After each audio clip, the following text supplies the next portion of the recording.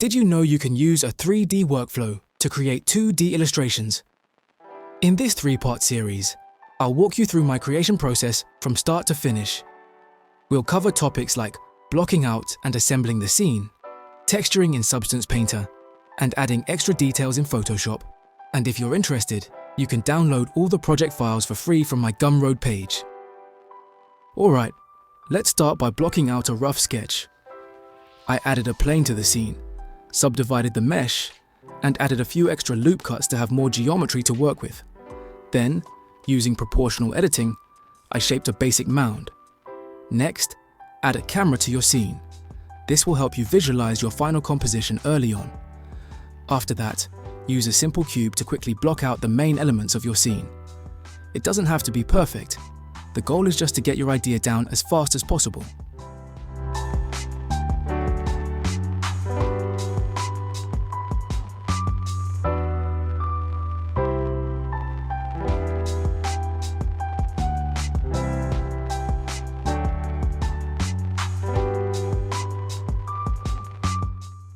You can also add a basic lighting setup at this stage, just to get a sense of the direction you want to push your illustration.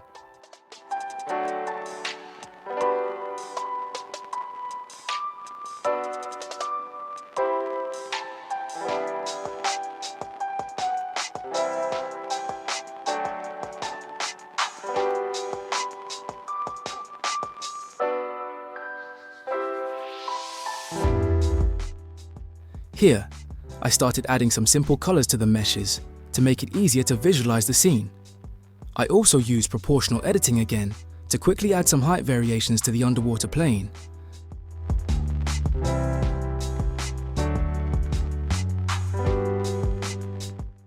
You can even use the basic cubes you placed earlier to cast random shadows and help limit the global light in your scene.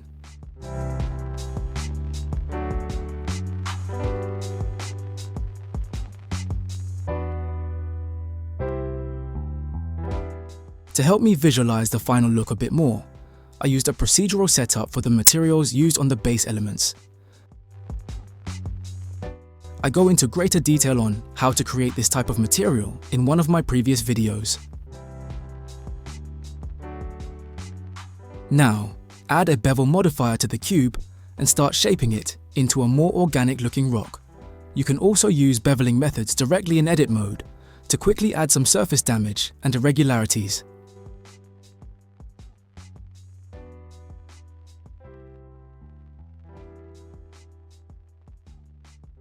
I use the same beveled rock to replace all the rock formations in the scene. This helps quickly push the basic block out closer to the final look of the illustration. While doing this, make sure to add as much variation as possible and break up any repeating patterns. This helps maintain a more natural, organic look. Don't worry about applying the scale or any stretched UVs just yet. We'll fix that later in the process.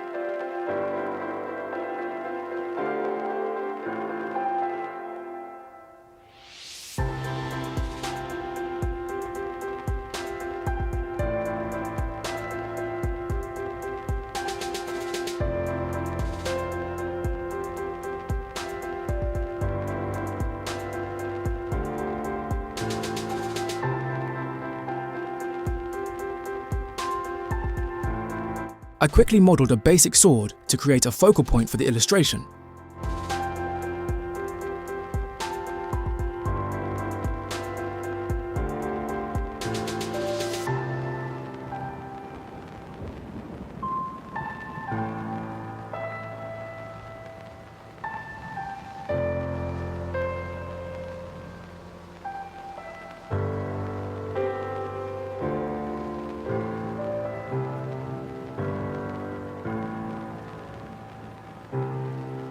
At this stage, You can also start adjusting the lighting to your liking. Now that the scene is more populated, it's easier to get a better sense of the final composition.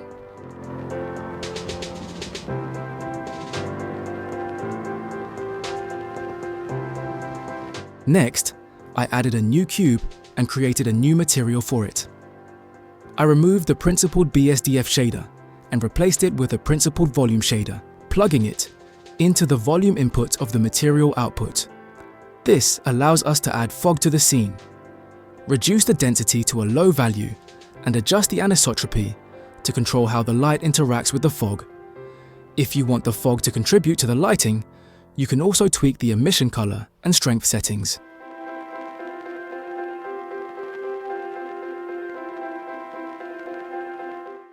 Here, I added an area lamp to create a more dramatic lighting setup. I used a blackbody node in the color input of the light, allowing me to control the color by adjusting the temperature instead of manually picking a color. This makes it easier to achieve a more natural light tone. I also narrowed the beam shape by lowering the spread angle, creating a more focused light beam.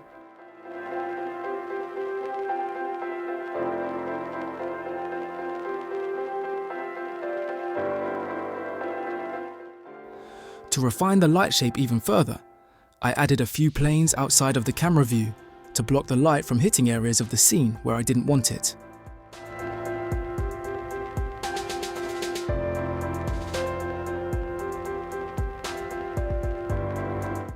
I also added a secondary lamp to act as bounce lighting, simulating light coming from somewhere outside the camera view.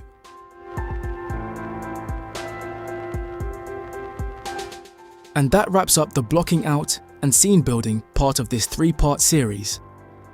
In the next video, I'll walk you through my process of setting up meshes for baking and texturing them in Substance Painter.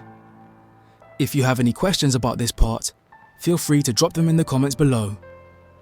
Don't forget to subscribe to the channel if you want to see more content like this. Thanks for watching, and I'll see you in the next one. Bye.